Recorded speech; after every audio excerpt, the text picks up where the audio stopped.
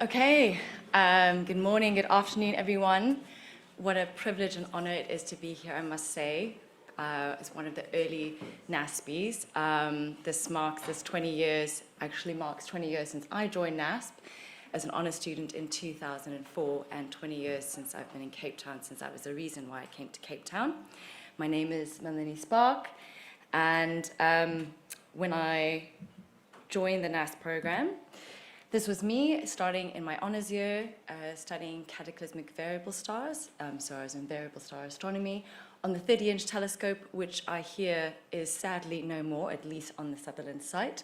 That became my baby for over my entire NASSP career, including astronomy career up until the end of my PhD, where as part of my master's, I transitioned from purely doing research to also doing instrumentation. So a big chunk of my project was a massive instrumentation project, which I led with the ambition of upgrading the 30-inch to be remotely operable over the internet. So that involved upgrading the telescope optical encoders, the telescope control system, etc.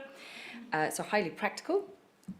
And then went on from there to be a PhD student with NASSP. I've upgraded from a master's to a PhD after one day being holed up at Sutherland working on my master's, 3 weeks away from submitting one Mr. David Kilkenny. As you remarked glibly walking out of the room, nobody reads a master's thesis anyway, and I decided that I just couldn't be having it. So I was suckered into upgrading. And was very privileged to be the first PhD student out of SALT because SaltyCam, the high-speed photometric camera, at the time was still in commissioning phase, so I pretty much had her all to myself.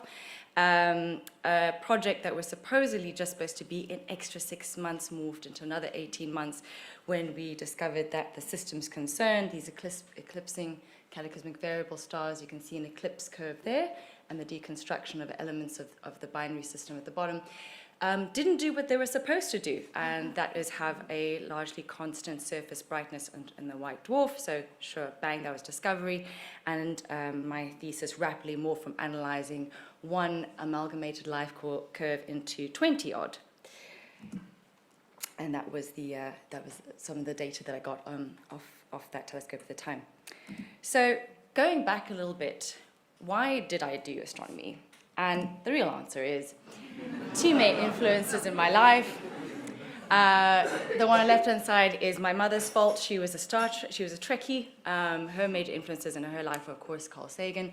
I have memories of hurrying home every evening on a Saturday at 6 p.m. from our shopping errands to make in time for Next Generation, 6 p.m.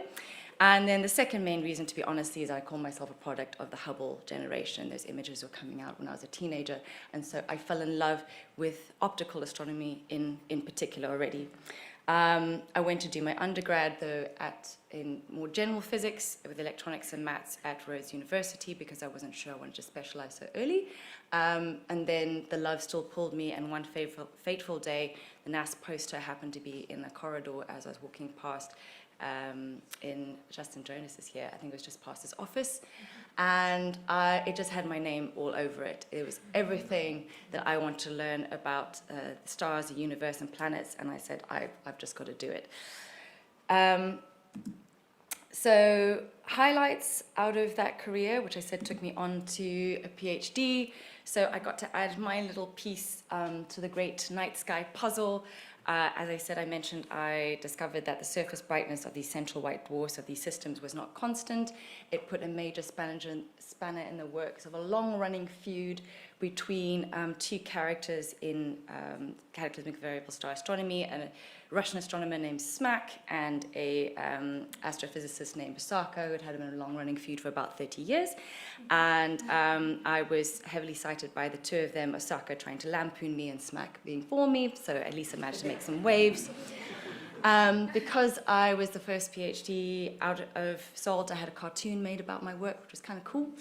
And I went on to do a postdoc and did for 2.5 months one of my dream programs that I'd been wanting to do for absolute years, which was in a full instrumentation program, ground and space instrumentation in Tenerife, and I got to see the Gran Telescopio Canaris, which was on my bucket list. Another PhD student actually read and used my thesis. That was amazing. Paid attention to my appendices. And of course, I, over that time, had copious amount of time on the 30-inch to myself, as I was also doing instrumentation and spent an average of 50% of my time in a year up there and managed to scan the heavens with it. And then, of course, there was the night I was on UFO duty, which anybody who's ever been observing in Sutherland might recall. On a cloudy night, if you are stuck in the living room, you have to feel the calls that come in from the public, which basically usually run along the lines of, I saw this interesting thing in the sky. I was wondering if you guys could just turn your telescopes to it. And that particular night, I wasn't observing. I was cranking away on finishing my PhD corrections, but I actually be part of finding one, or rather IDing one. That night, we were inundated with phone calls. The photo that you see here is from an amateur astronomer, Albert van Biljoen, who caught this shaky picture here of the offending object rapidly making its way across the sky. And thereafter, I was part of organizing a press release to deal with these deluge of comments and phone calls from the member public. These are incredible photos of the object making its way across the sky, taken by Mitchell Kroch, a lightning catcher who happened to be in the Karoo at the time that this photo was being taken, and got these incredible pictures. And as part of utilizing the AAVSO, the Variable Star Astronomy Amateur Association that it was a part of, we managed to pull it all together to put out this press release discovering that, of course, it was the Americans running experiments right over our head. So I'm happy to answer questions about that later if you want over lunch. So it was all very exciting, basically, and I had a lot of fun, as you can gather. So that begged the question, why did I leave? Why did I decide not to look up? I once read a neuropsychologist who stated they made their choice of science based on the fact that they felt that most of the low-hanging fruit in other sciences had already been taken. And I wish that somebody had told me that, particularly when it came to optical astronomy. It wouldn't have changed what I had done, but at least would have framed my thinking a little bit about what I was going to do next. After my PhD, radio astronomy didn't interest me. Pardons to my colleagues here who's made that their career. It wasn't romantic enough to my soul. And the big instrumentation projects I wanted to do that still captured my attention seemed to need me to be involved with these big foreign universities and international consortia I just didn't seem to have access to at the time. For my postdoc, I took on a project doomed to fail almost from the start, most notably because it depended on the brand new cameras we purchased performing to spec, which they didn't, and was thereby sentenced to wither away in a back room of the electronics lab to only prove this fact over and over again. I couldn't get to what I always wanted to be close to, which was actually optics, and this was a slow death for my temperament in that back room. But the real reason is, at the bottom of it, is that I never came to be an astronomer. I left school with many interests. It took a whole year after I left school to decide whether I wanted to go into commerce, psychology, fine art, or physics. And the decision process I made was that I would do physics first because it would be the hardest thing to come back to later. By the time I'd finished my PhD, I got 98% of what I came for. I did it for the love of astronomy, not because I wanted to then chip away at the coalface of doing astronomy, which are two very different things. So I left. And where did I go to? Well, I had been nursing an interest, actually since I was a child, in the financial markets, which had always captured my imagination. I still had that when I was doing my honors, and I was encouraged by my PhD supervisor at the time, my beloved Dara O'Donoghue, or rather particularly discouraged from continuing from doing astronomy, because he said he didn't think I had the temperament for it. But he also had a fascination with financial markets, and it was something that he had always fantasized about doing on the side. And he just said, go for it. I was not one of these people that could be an astronomer and run a portfolio on the side. And so at the end of my postdoc, I cut my losses and I stepped out into the unknown to try crack it into the asset management industry. So what was that like? Well, between when I first decided that I might want to leave, which was around about 2006, And when I finally did leave in 2013, this very interesting time series event happened. I always remember that. And there was the major stock market crash between 2007 and 2009. What that meant practically was that when I was first looking at moving into the asset management industry, there was about 25 companies, at least based in Cape Town alone, who were running training programs to onboard people coming into the financial sector into investments. After that, when I actually left, having not even started making any cold calls, there were 3. So it wasn't so easy to get into. And it was like approaching a black box. And I went through, became a professional interviewer, said no to lots of things in order to figure out where it was I wanted to be.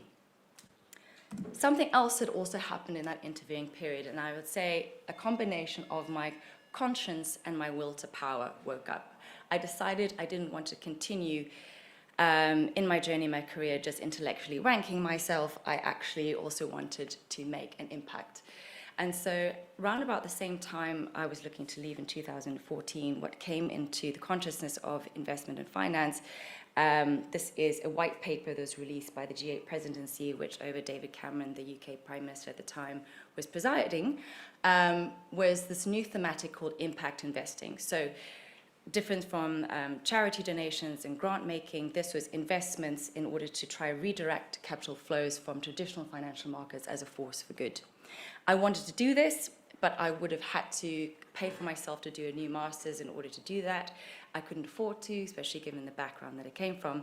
And so I went into traditional asset management to take me in and retrain me to get the terminology that I would need in order to do that.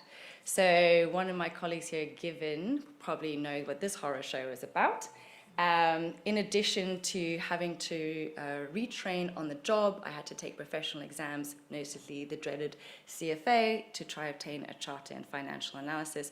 They are infamous as being known as the Mount Everest of Wall Street.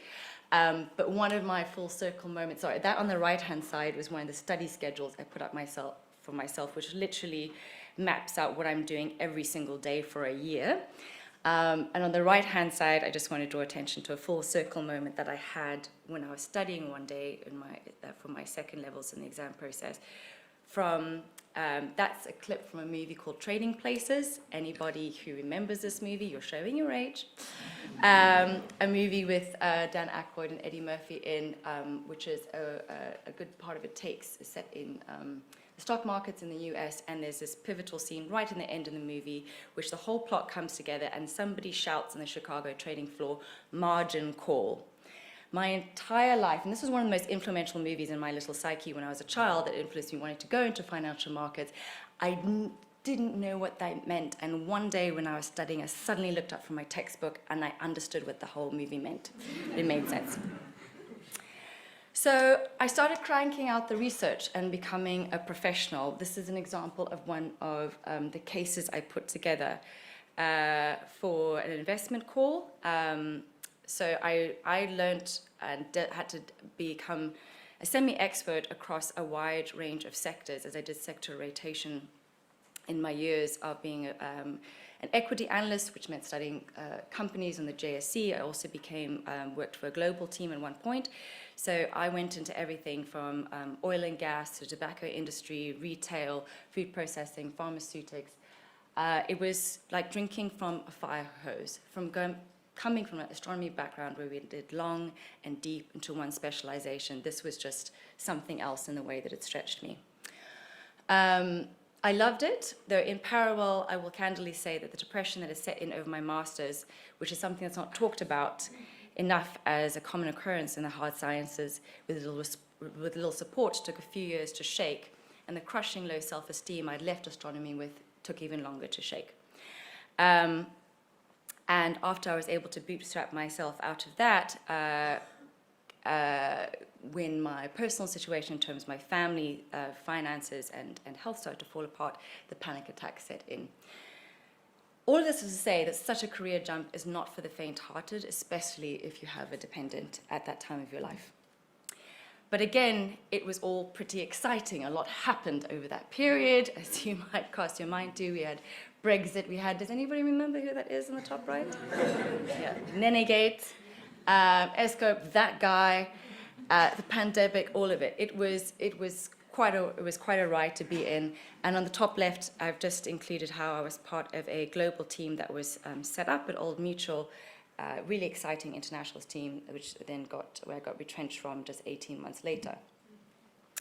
So it was also exciting, and excuse me for going over a little bit of time, but I did do 2 career changes, so forgive me. Why did I leave again? Which I did in 2021. The truth is that I couldn't drown out the ticking clock of my heart, and I felt that I was running out of time to get into what I fundamentally believed in that I should be doing, and that was redirecting capital flows to change the face and foundation of our world and regenerate the planet. It also didn't help that on sitting down and having coffee with, at the time, South Africa's topmost investment professional, she said to me on making her next career move, she said, 40 doesn't look good on paper, especially if you're a woman. So I thought I better be getting on with it then. And so during 2020, I signed up with an executive education course at the University at the Graduate Business School at the University of Cape Town, called Impact Investing in Africa. And it's a privilege that this course actually resides in Cape Town, and it was worth the money to do this course just simply to get on the alumni group. Because, impact investing, when I first wanted to go into it, was extremely nascent in the world, but especially in South Africa. Thanks to one individual in particular who grew this course and the alumni network around it, I was able to have access to that group and the job postings and job listings that would come in that group alone. And only later has there actually been a formal platform created out of it for impact investors to be professionals to be looking for jobs. It was looking at a WhatsApp one day that I saw a job description, and for the second time in my life had that feeling, that incredibly privileged feeling, which was that this was made for me. I could have written this job description. And so I left the financial markets to join Conservation International, specifically CI Ventures, the philanthropic venture arm, which I am now the portfolio manager for the Africa portfolio. We invest in what we call nature-positive enterprises, SMEs, give highly concessional investments, so basically means cheap money, to grow nascent value chains all over the world. This is just some of the businesses that I've had in my portfolio here, at least 3 of them. On the far left-hand side, one which is an essential oil business in Mount Kenya in Kenya. Why essential oils? Because they're highly climate resilient crops to be growing. Victory Farms, when we got in, they had the ambition of being the #1 aquaculture and fish protein producer in the world, and being part of their story, they are now #2. And a fascinating venture called Meat Naturally, which allows farmers access to auctions, or organized auctions to their marries and for buyers, in exchange for conservation agreements and how they manage their grasslands. So what's that been like? It's been wonderful. It's been existentially and spiritually challenging, and the bee in my bonnet has finally chilled out in terms of finding a place to be. I've gone to amazing sites, met amazing communities across the world, and even been able to have a few surprises in terms of bucket lists come to me.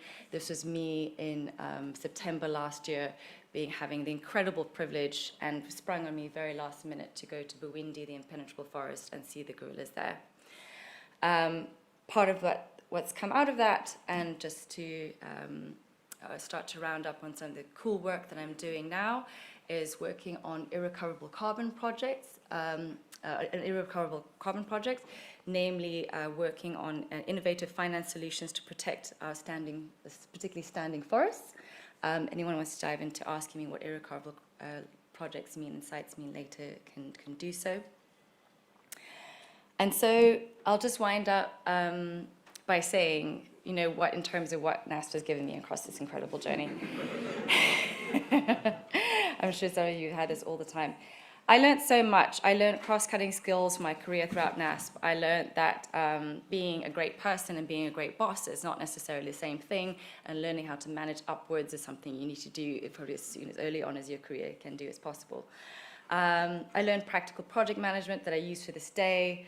It gave me the confidence to be able to make calls on the likely successes or failures of other entities, whether it would be massive corporates such as Sasol that I saw operating in the JSE, to would-be investees who come to me with pipeline dreams every day.